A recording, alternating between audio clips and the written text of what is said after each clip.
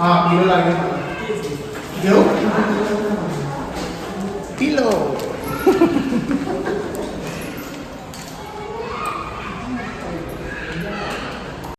तर आमचा मस्त डिनर झालेला आहे आणि आम्ही आहोत आमच्या रूमवरती.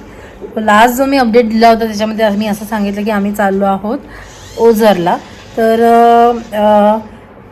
कुठे होतो आपण, मोरगाव ते ओझरचा प्रवास तसा खूप लांबचा होता, कारण ऑलमोस्ट 150 किलोमीटरचं अंतर होतं आणि आम्हाला 3.5 तास लागले. पण जसं आम्ही ठरवलं होतं की 6:45-7पर्यंत आम्ही पोचू ओझरला, तशा आम्ही टाईममध्ये पोचलो. इथे आल्यानंतर आम्ही ॲक्च्युली स्टेसाठी आधी ऑप्शन बघवतो. खरंच जसं मी बोलली की अष्टविनायकपैकी सगळ्यात श्रीमंत गणपती ओझरचा आहे असं मी ऐकलं होतं आणि ते खरंच आहे. कारण इथे खूप छान व्यवस्था आहे. म्हणजे मंदिर एवढं सुंदर बनवलेलं आहे, मंदिराच्या आजूबाजूचा परिसर एकदम स्वच्छ आहे आणि भक्तनिवास पण खूप छान बनवलेत त्यांनी.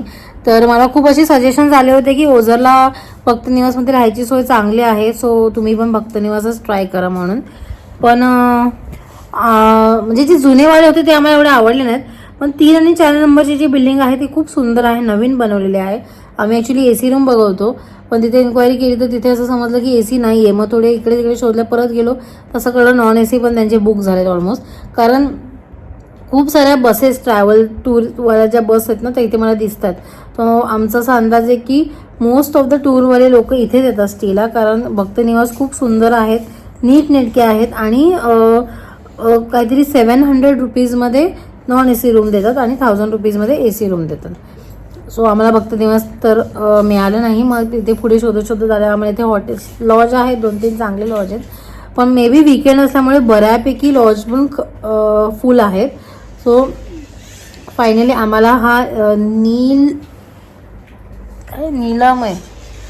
नीलामय असं नाव आहे असा लॉज दिसला आणि त्यांचं रेस्टॉरंट पण आहे स्वतःचं. तर इन्क्वायरी केली असता AC रूम तर नाही पण नॉन AC होते. आणि असं बघायला गेलं तर आज एवढं गरम नाही होते, जो आम्ही म्हटलं ठीक आहे आपण नॉन AC घेऊया, इतकं काही वाटत नाही आहे. So we are in our room आणि आम्ही खाली गेलो. दर्शन तर आम्ही आधीच घेतलेलं. आधी मला वाटलं खूप गर्दी आहे कारण खूप गाड्या दिसत होत्या, पण ॲक्च्युअलमध्ये जे देवळात गेलो तेव्हा कळलं की हार्डली 15 मिनिटाची लाईन आहे. तर 15 मिनिटात पटकन आम्ही दर्शन घेतलं, नंतर रूमवर आलो, फ्रेश वगैरे झालो आणि परत खाली गेलो. मग आम्ही प्रसाद वगैरे घेतला, त्याच्यानंतर जेवलो त्यांच्या रेस्टॉरंटमध्ये आणि आता परत रूमवर आलो आहे. आता मस्त चेंज करणार आणि झोपणार आहे कारण खूप दिवसभर प्रवास झाला आहे. सो रूमची टूर अशी नाही म्हणताय ना, पण बेसिक दाखवते मी तुम्हाला की हा आहे आमचा बेड आणि ते छोटासा TV आहे. त्याच्यानंतर इकडे आहे हे वॉशरूम आणि सकाळी 5 to 9 गरम पाणी असतं.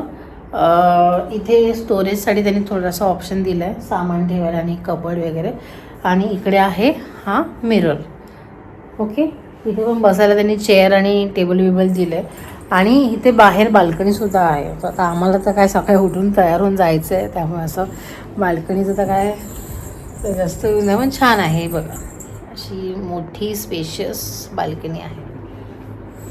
सो हे सगळं पूर्ण ओपन असल्यामुळे इथे जास्त गरम नाही होते. सो चला आता फ्रेश होतो, उद्या परत जायचं आहे शेवटच्या गणपतीला. सो अशा प्रकारे आम्ही 7 गणपती कवर केलेत आतापर्यंत.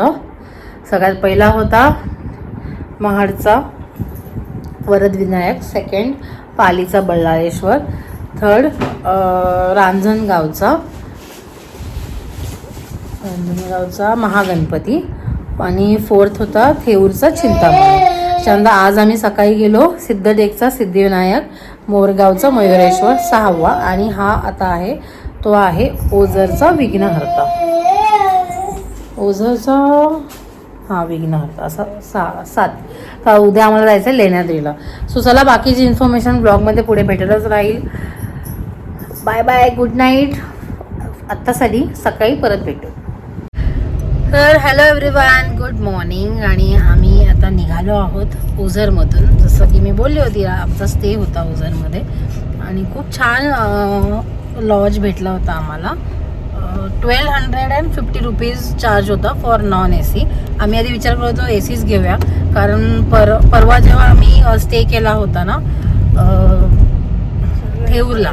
तिकडे खूप गरम झालेलं आम्हाला आणि तो AC रूम असून सुद्धा म्हणजे तो AC काय एवढा चालत नव्हता. प्रॉब्लेम असा आहे की इकडे लाईट्स खूप फ्लक्च्युएट होत असते, त्यामुळे मग जनरेटरवर AC चालेल नाही चालेल खूप कमी ह्याच्यामध्ये चालतो. त्यामुळे आम्ही आज विचार करत होतो ह्या वेळेला ओझरला आल्यावर, बट ऑप्शन नव्हता आम्हाला. नॉन AC रूमच भेटत होते. म्हटलं ठीक आहे, कारण इथे आल्यावर बऱ्यापैकी मला थंड वाटलं. ॲक्च्युली ते नदी आहे जवळच आणि पूर्ण ओपन आहे चारी साईडने. जिथे आमचा लॉज होता तिथे पण चारी साईडने खूप ओपन स्पेस होते, त्यामुळे थंड होतं ते बऱ्यापैकी. सो आम्हाला रात्री अजिबात गरम नाही झालं आणि बरं झालं आम्ही नॉन AC रूम घेतला. रूम छान होतं, सगळं व्यवस्थित होतं.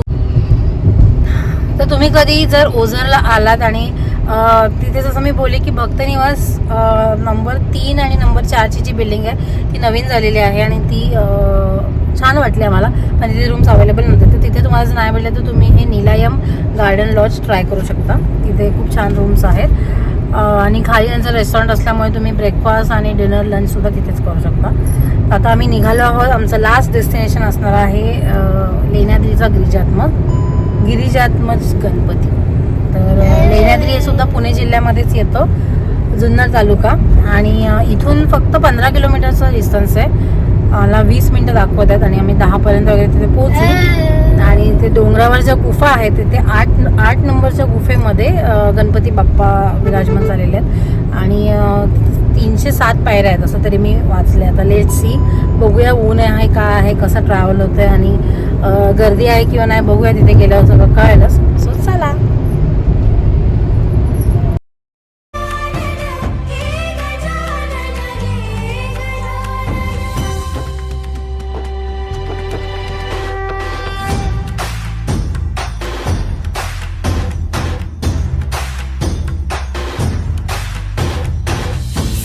जगाचा तारणहार तू, या विश्वाचा पालनहार तू, मोदक प्रिय तू, मंगलदाता, भक्तांची कामना पुरविता, महाद्वार या नगरीचा तू, महाद्वार या नगरीचा तू, दैवत अमुचा विनायका तू, दैवत अमुचा विनायका तू, हे गजानन.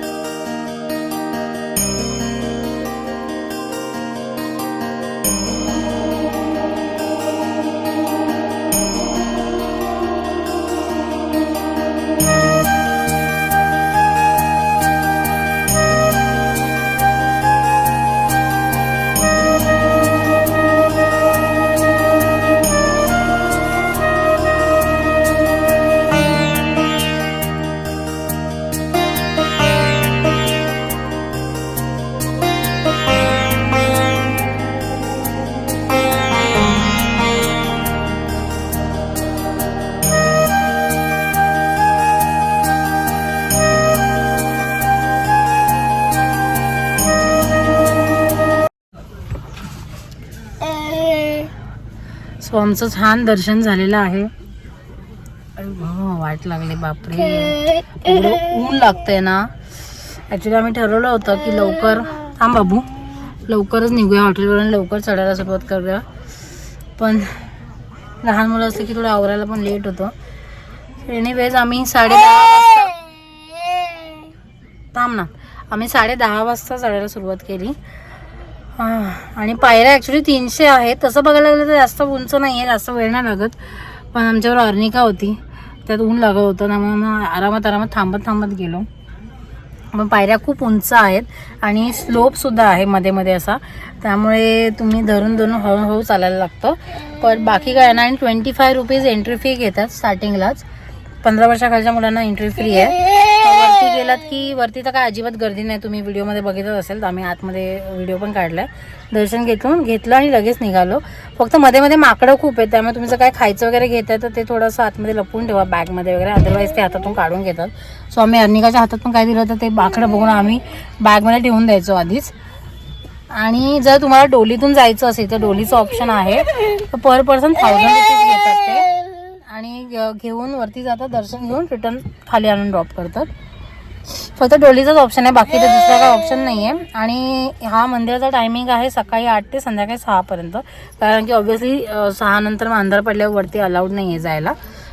कारण की तसं जर तुम्ही देवळात बघाल तर आतमध्ये गुफेमध्ये असल्यामुळे तिथे अंधारच आहे बऱ्यापैकी. पण ओव्हरऑल दर्शन छान झालं आणि जेवढा वेळ असं वाटतं आम्हाला बाकीच्या गणपतींना जेवढा वेळ लागला तेवढा वेळ इथे चढायलाच गेला. पण ठीक आहे, हा होता आमचा लास्ट गणपती. अष्टविनायकमधलं 8 गणपतीचं आमचं दर्शन खूप छान झालं आहे. मे बी ऑफ सीझन आहे, अजून शाळांना वगैरे एवढी सुट्टी नाही पडली, त्यामुळे एवढी गर्दी नाही आहे सगळीकडे. सो तुम्ही सध्या प्लॅन करू शकता. आता आम्ही निघणार आहोत घरी जायला. कुठेतरी जेऊ, मध्ये हॉल्ट घेऊ आणि मग पुढे जाऊ. मोठी जर्नी आहे आता 3 ते 4 तासाची. सो बघूया कधीपर्यंत जातो. आम्ही 10:30ला वरती सुरुवात केली जायला आणि 11:30ला आम्ही रिटर्न आलो.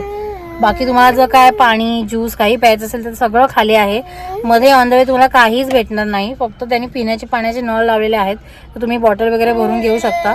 तर बाकी लिंबू सरबत, छास, अजून काय असेल तर ते सगळं तुम्हाला खालीच भेटेल. सो इनफ वॉटर कॅरी करा तुमच्यासोबत.